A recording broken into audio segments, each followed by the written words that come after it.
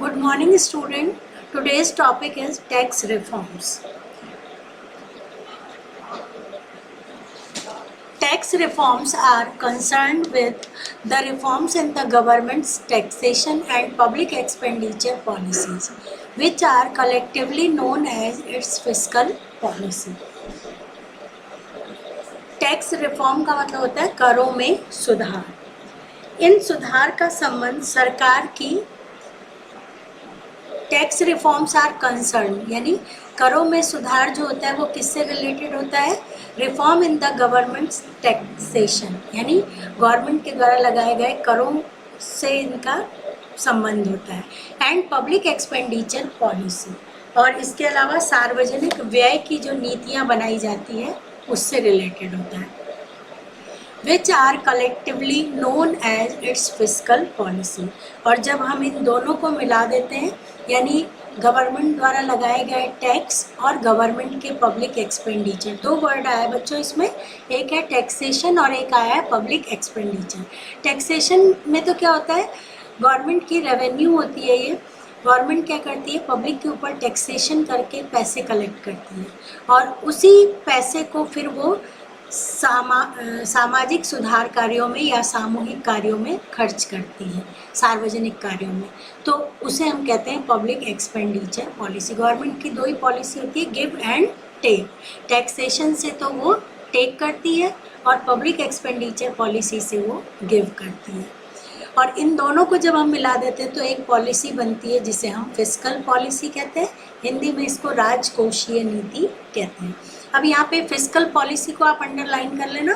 Fiscal policy की definition में आपके ये मीनिंग में ही आएगा, tax reforms are concern with the reforms in the government taxation and public expenditure policies which are collectively known as its fiscal policy कहते हैं. अब मैं यहाँ पे दे नहीं रखा है लेकिन मैं आपको बता देती हूँ, क्योंकि अब आप बड़ी क्लास में आ गए 11th में और एज ए सब्जेक्ट आपने इकोनॉमिक्स चूज़ किया है, तो आपको पता होना चाहिए गवर्नमेंट की 2 टाइप की पॉलिसी होती है बच्चों, फिस्कल पॉलिसी और मॉनेटरी पॉलिसी. तो जो फिस्कल पॉलिसी होती है उसका लेना देना government changing tax rate and level of government spending to influence aggregate demand in the economy. जो फिस्कल पॉलिसी होती है उसमें सरकार की 2 तरीके की नीतियाँ होती है. एक तो वो करों को लेती है पब्लिक से और दूसरा वो पब्लिक के ऊपर खर्चा करती है. ठीक है, सब्सिडी वगैरह जो मिलती है ना हमें. फिर दूसरी पॉलिसी होती है मॉनेटरी पॉलिसी. मॉनेटरी पॉलिसी जो होती है उसका लेना देना होता है changing the interest rate and influencing the money supply.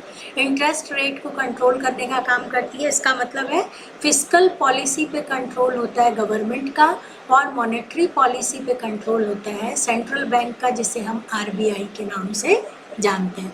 यहाँ मॉनेटरी पॉलिसी दे नहीं रखी थी लेकिन फिस्कल के साथ ही होती है वो, इसीलिए मैंने आपको समझा दिया. ठीक है, there are 2 type of taxes. अब हम देखेंगे टैक्स कितने तरीके के होते हैं, सरकार हमारे पे कैसे कैसे टैक्स लगाती है. इसको आप अंडरलाइन कर लेना. टाइप्स ऑफ टैक्स आप नोट्स कॉपी में लिखेंगे. Direct and indirect tax. अब सबसे पहले हम पढ़ेंगे direct taxes. Direct taxes consist of taxes on incomes of individuals as well as profit of business enterprises. Since 1991, there has been a continuous reduction in the taxes on individual incomes, as it was felt that high rate of income tax were an important reason for tax evasion. अब बच्चों direct tax जो होते हैं वो tax होते हैं जो directly हमारे आय पर लगाए जाते हैं और जो व्यवसायिक उद्यमी होते हैं ना, जिसे हम बिजनेस एंटरप्राइजेस कहते हैं, उनके प्रॉफिट पर लगाए जाते हैं. यानी उनको जो एंटरप्राइजेस को जो प्रॉफिट मिलता है उस प्रॉफिट के ऊपर जो सरकार वसूली करती है उसे हम डायरेक्ट टैक्स कहते हैं. और जो हमारी इनकम पे हम टैक्स देते हैं वो भी डायरेक्ट टैक्स कहलाता है. लेकिन 1991 के बाद क्या किया गया, ये जो पर्सनल इनकम थी उस पर लगाए गए जो टैक्स थे ना उन पे लगातार कमी कर दी गई. और उस कमी के पीछे क्या रीज़न था, तो मेन रीज़न ये माना गया कि जब हम टैक्स कम करेंगे तभी पब्लिक के पास पैसा बचेगा और पब्लिक सेविंग करेगी और वो पैसा बैंक में जाएगा और उसके बैंक में जाने के बाद ही क्रेडिट क्रिएट हो सकेगा। ठीक है, इसलिए उसे डे बाय डे रिडक्ट किया गया था। फिर उसके बाद हम देखते हैं, It is now widely accepted that moderate rate of income tax encourages savings and voluntary disclosure of income। ये मैंने समझा दिया आपको कि जैसे जैसे टैक्स रिड्यूस होगा वैसे वैसे इनकम हमारे पास, जैसे पहले मेरी मान लो 10,000 रुपये इनकम थी और मैं टैक्स मान लो दे रही हूँ 200 रुपये, तो मेरे पास कितने बच रहे हैं? 9,800 ही बच रहे हैं। लेकिन अब अगर टैक्स 200 की जगह 100 रुपये ही हो जाए तो मेरे पास पैसे ज़्यादा बचेंगे ना, मेरी इनकम इंक्रीज होगी, तो मैं क्या करूँगी? सेविंग करना स्टार्ट कर दूँगी। The rate of corporation tax which was very high earlier has been gradually reduced. Efforts have also been made to reform the indirect taxes. ये तो थे डायरेक्ट टैक्स पे क्या क्या किया गया कि रिड्यूस किया गया। कॉरपोरेशन टैक्स यानी जो एंटरप्राइजेस थे उनके प्रॉफिट पर भी टैक्स कम कर दिया गया, जो कि पहले बहुत ज़्यादा थे। वेरी हाई अर्लियर, जो पहले ज़्यादा थे जिनको धीरे धीरे कम किया गया ताकि वो लोग भी बचत कर सकें और अपनी क्वालिटी में इंक्रीमेंट कर सके। अब हम पढ़ेंगे indirect taxes.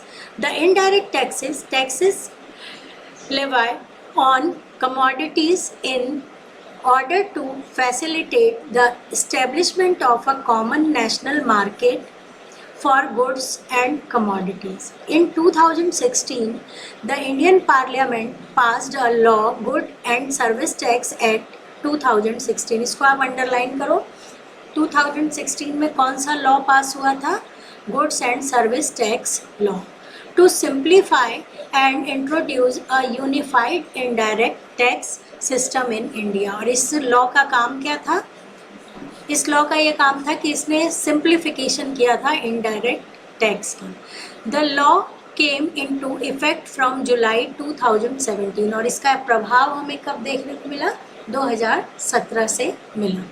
This is expected to generate additional revenue for the government, reduce tax evasion and create one nation, one tax and one market। इसको आप अंडरलाइन करें कि इसने क्या क्या चीज़ क्रिएट करी थी। ठीक है बच्चों, देखो अब अप्रत्यक्ष कर हम पढ़ रहे हैं। प्रत्यक्ष कर तो हमें, डायरेक्ट टैक्स तो हमें समझ में आ गया था। अब हम इनडायरेक्ट टैक्स के रूप में, मतलब इनडायरेक्ट टैक्स क्या होता है इसके बारे में हम पढ़ेंगे।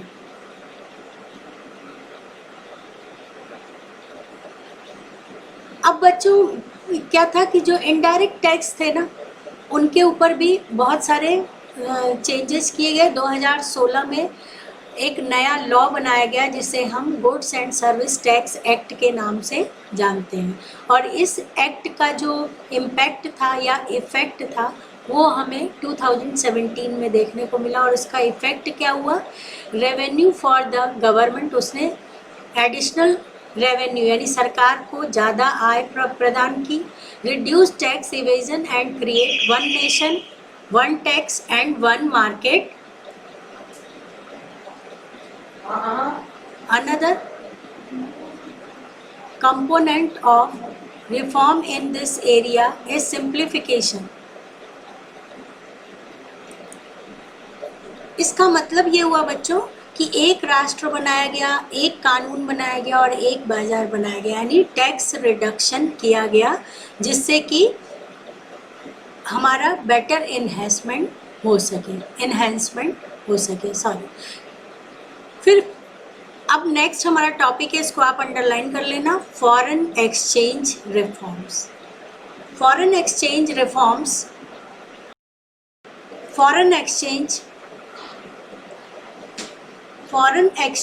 रिफॉर्म्स यानी विदेशी विनिमय सुधार, यानी हमारे जो फॉरेन एक्सचेंज था उसमें भी सुधार किया गया था एलपीजी के थ्रू।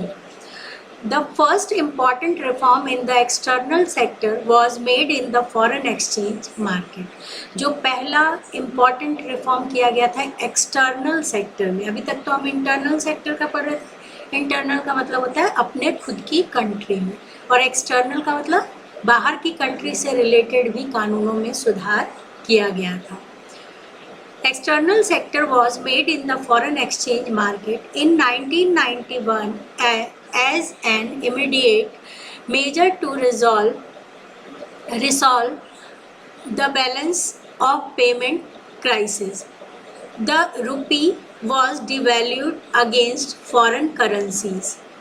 अब बच्चों ये जो हम पढ़ रहे हैं फॉरेन एक्सचेंज रिफॉर्म, इसमें था कि 1991 की जो ये एलपीजी पॉलिसी थी, इसमें सिर्फ कंट्री के कानून में, एक्ट में, लॉ में ही चेंज नहीं किया गया, बल्कि फॉरेन कंट्रीज़ यानी एक्सटर्नल सेक्टर में भी चेंज किया गया था। और ये चेंज किया गया था बैलेंस ऑफ पेमेंट क्राइसिस को ख़त्म करने के लिए या रिजॉल्व करने के लिए। ठीक है, तो आपको मालूम है हमारे पास फोर्थ नाइट यानी 15 डेज़ का भी बैलेंस ऑफ पेमेंट नहीं बचा था। इस क्राइसिस को दूर करने के लिए ये फॉरेन एक्सचेंज रिफॉर्म किया गया था। फिर इस फॉरेन एक्सचेंज रिफॉर्म में सबसे पहला काम जो किया गया वो किया गया रुपी को डिवैल्यूड किया गया। डिवैल्यूड का मतलब होता है अवमूल्यन करना। अब बच्चों मैं आपको यहाँ पे एक बात समझा देती हूँ। डिवैल्यूएशन आप हेडिंग डाल लेना कॉपी में, नोट्स कॉपी में, और फिर लिखना कि a currency devalues when its value declines in relation to one or more other currencies. For example, suppose a government has set 10 units of its currency equal to $1. ये set कर रखा है हमने कि $1 के बदले हम 10 रुपये देंगे। लेकिन अगर हमें फॉरेन एक्सचेंज रिफॉर्म करना है और हमारे बैलेंस ऑफ पेमेंट को के क्राइसिस को दूर करना, तो हमें क्या करना होगा, हमारी करेंसी की वैल्यू को कम करना होगा, उसे हम डिवैल्यूएशन कहते हैं। और पहले जो हम $1 में 10 यूनिट देते थे, अब हम क्या करने लग जाएंगे, 20 यूनिट देने लग जाएंगे।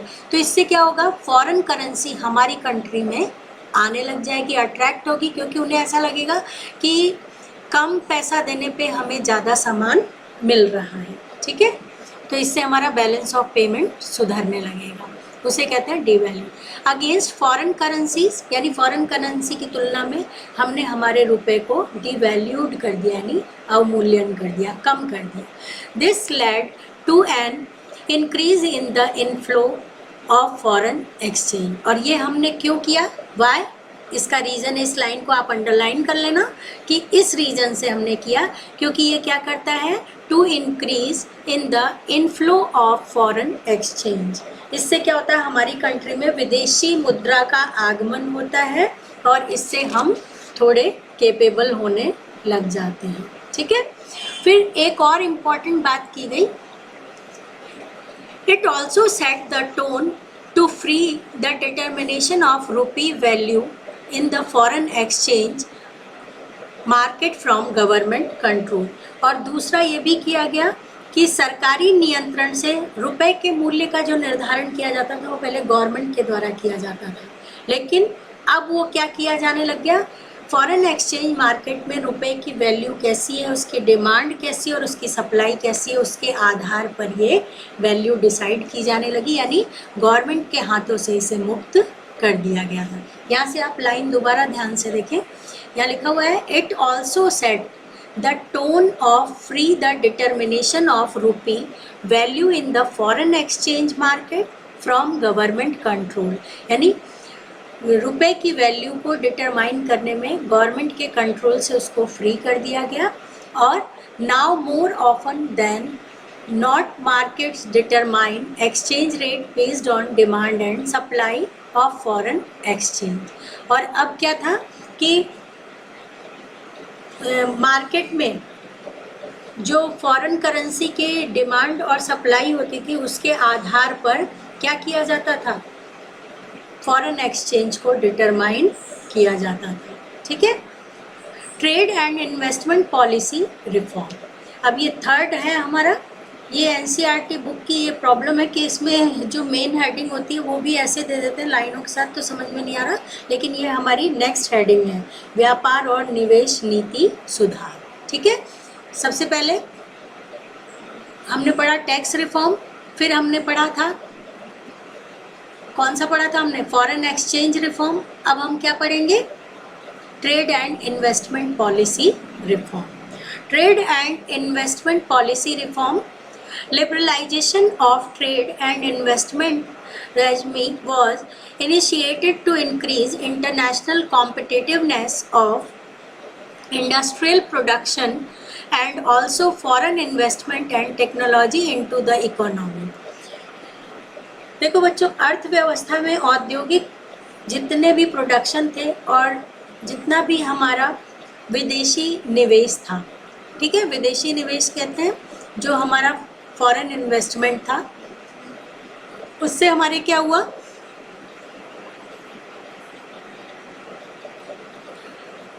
लिबरलाइजेशन के कारण हमारी कंट्री में क्या हुआ बच्चों कि अर्थव्यवस्था में औद्योगिक उत्पादों और विदेशी निवेश इन दोनों को मतलब प्रमोट करने के लिए हमने स्टार्टिंग में लिबरलाइजेशन किया था। लिबरलाइजेशन क्यों किया गया था, ताकि इंडस्ट्री को प्रमोट किया जा सके और साथ में जो फॉरेन कंट्रीज़ हैं उन्हें हमारी कंट्री में आकर काम करने की छूट दी जा सके, उसे हमने उदारीकरण किया। The aim was also to promote, और एक एम और था लिबरलाइजेशन का, और वो था also to promote the efficiency of local industries and adoption of modern technologies. और एक उद्देश्य था कि स्थानीय उद्योग जो थे उनकी एफिशिएंसी को, कार्यकुशलता को सुधारना और आधुनिक जो टेक्नोलॉजी है उसको अपनाने के लिए उन्हें प्रोत्साहित करना। ठीक है, ये इन कारणों से ये किया गया था। अब जो आपने अभी अभी पढ़ा व्यापार और निवेश नीति में सुधार, या फिर ये जो अपन पढ़ रहे हैं इंटरनेशनल मार्केट के बारे में, तो इसमें हमने ये देखा कि लिबरलाइजेशन जो था वो दो एम के कारण लागू किया गया था। एक तो ये कि हम इंडस्ट्रियल प्रोडक्शन को प्रमोट कर सकें इकोनॉमी के अंदर, और जो हमारा फॉरेन इन्वेस्टमेंट है उसको प्रमोट कर सके, और इंटरनेशनल मार्केट में कंपटीशन को जन्म दे सके। ठीक है, फिर एक और इम्पॉर्टेंट रीज़न था कि हम सिर्फ फॉरेन कंट्री को ही प्रमोट नहीं कर रहे थे, हमारी लोकल जो इंडस्ट्री थी उसकी एफिशिएंसी को भी हम सही कर रहे थे, और साथ में उन्हें न्यू टेक्नोलॉजी को अपनाने के लिए भी कह रहे थे। In order to protect domestic industry, India was following a regime of quantitative restriction on imports. और इसके लिए हमने क्या किया, भारत के लोकल इंडस्ट्री को वो करने के लिए, मतलब प्रमोट करने के लिए, या फिर मतलब उसे कहते हैं ना संरक्षित करने के लिए, प्रोटेक्ट करने के लिए हमने क्या किया कि सीमा निर्धारित कर दी, इंपोर्ट के कितनी क्वांटिटी हम मंगाएंगे, यानी कितना इंपोर्ट करेंगे, इसके लिए हम क्वांटिटी का रेस्ट्रिक्शन रखने को तैयार हो गए थे। ठीक है, और पहले क्या होता था बच्चों कि हमारी डोमेस्टिक इंडस्ट्री डिस्ट्रॉय नहीं हो जाए, तो हम क्या करते थे, इतना ही इंपोर्ट करेंगे, 100 क्विंटल ही करेंगे, 200 क्विंटल ही करेंगे, ऐसा हमने रेस्ट्रिक्शन लगा रखा था। This was encourage through tight control over imports and by keeping the tariff very high. और ये कंट्रोल हमने कैसे कर रखा था, इम्पोर्ट के ऊपर जो टैरिफ होता है ना, आयात शुल्क जो लगाया जाता है, यानी जो हम इंपोर्ट करेंगे उस पर जो टैक्स लगाया जाएगा उसे टैरिफ कहते हैं, तो उस टैरिफ को भी हमने बहुत हाई कर रखा था, जिसके कारण विदेशी कंपनियां हमारी कंट्री में एंटर नहीं हो पाती थी। These policies reduced efficiency and competitiveness, which led to slow growth of manufacturing sector.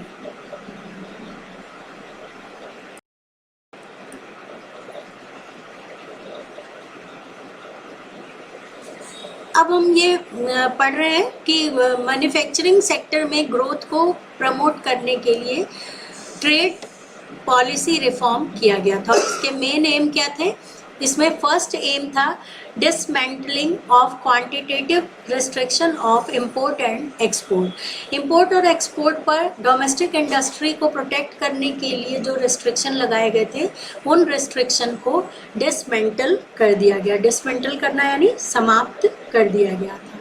फिर सेकंड पॉइंट आपके दे रखा है removal of licensing procedures for reduction of tariff rate and removal of licensing procedure reduction of tariff rates and removal of licensing procedure for imports. Import licensing was abolished except in case of hazardous and environmentally sensitive industries. अब देखो बच्चों, second हमारा जो इसमें M रखा गया था या इस सुधार का एम था, पहला तो ये था कि आयात और निर्यात के ऊपर जो क्वांटिटी की रेस्ट्रिक्शन थी उसको ख़त्म कर दिया गया, डिसमेंटल कर दिया गया। फिर जो टैरिफ टैक्स थे उनमें भी क्या किया गया, रिडक्शन किया गया यानी कमी कर दी गई। और तीसरा था कि इंपोर्ट के लिए जो लाइसेंसिंग प्रोसीजर था उसको भी अबॉलिश कर दिया गया था यानी समाप्त कर दिया गया था। और फिर हैजार्डस, जिसे हम कहते हैं हानिकारक या खतरनाक, ऐसे और एंड इन्वायरमेंटली सेंसिटिव, और जो पर्यावरण के लिए खतरनाक होते हैं ऐसे उद्योगों के उत्पाद को छोड़कर यानी ऐसी इंडस्ट्री को छोड़कर बाकी सारी वस्तुओं के आयात लाइसेंस की जो सुविधा थी या जो नियम बनाए गए थे पहले उसको अबॉलिश कर दिया गया था। ठीक है, इन सिर्फ खतरनाक और प्राकृतिक रूप से जो सेंसिटिव होते हैं ना उन इंडस्ट्री को छोड़कर बाकी सारी इंपोर्ट लाइसेंसिंग को अबॉलिश कर दिया गया था। अब आप खुद सोचें कि ये जो एलपीजी पॉलिसी थी ये हमारे लिए अच्छी थी या बुरी थी। अगर बुरी थी तो क्यों थी और अच्छी थी तो क्यों थी। बहुत सारे नियम जो पहले बने हुए थे उन सबको इसमें अबॉलिश कर दिया गया था, यानी गवर्नमेंट का कंट्रोल तो हमारे नेशनल मार्केट में धीरे धीरे कम ही हो गया था इस पॉलिसी से। Quantitative restrictions on imports of manufactured consumer good and agricultural products were also fully removed from April 2001। इसको आप अंडरलाइन करेंगे। 2001 में जितने भी हमारे एग्रीकल्चरल प्रोडक्ट थे और जितने भी इंडस्ट्रियल हमारे कंज्यूमर थे उनके उन थिंग्स के ऊपर आयात की जो क्वांटिटेटिव रेस्ट्रिक्शन थे उनको भी मुक्त कर दिया गया था, यानी जो जितना चाहे वो उतना सामान ला सकता है और ले जा सकता है। ठीक है, तो ये सब प्रॉब्लम हमारे सामने क्रिएट होने लगी और 2001 तक ये सब खत्म हो गया था। Export duties have been removed to increase the competitive position of Indian good in the international market. और सबसे बड़ा जो चेंज आया वो आया कि इंडिया की जो वस्तुएं थी जिनको इंटरनेशनल मार्केट में ये माना जाता था कि वो बहुत कॉम्पिटिटिव पोजीशन रखती हैं, उन चीज़ों को मतलब उनकी कॉम्पिटिटिव शक्ति को बढ़ाने के लिए क्या किया गया, उन्हें निर्यात शुल्क से मुक्त कर दिया गया। ऐसा मानते हैं कि एक्सपोर्ट ड्यूटी जो थी उसको ख़त्म किया गया था ताकि फॉरेन मार्केट में हमारे सामानों की डिमांड बढ़ जाए, क्योंकि वो सस्ते दाम पे अवेलेबल होंगे। जब उन पे टैक्स नहीं लगाया जाएगा तो फॉरेन में भी हमारे सामानों की डिमांड होएगी। ठीक है, ये सब रिफॉर्म इसके अंदर किए गए थे।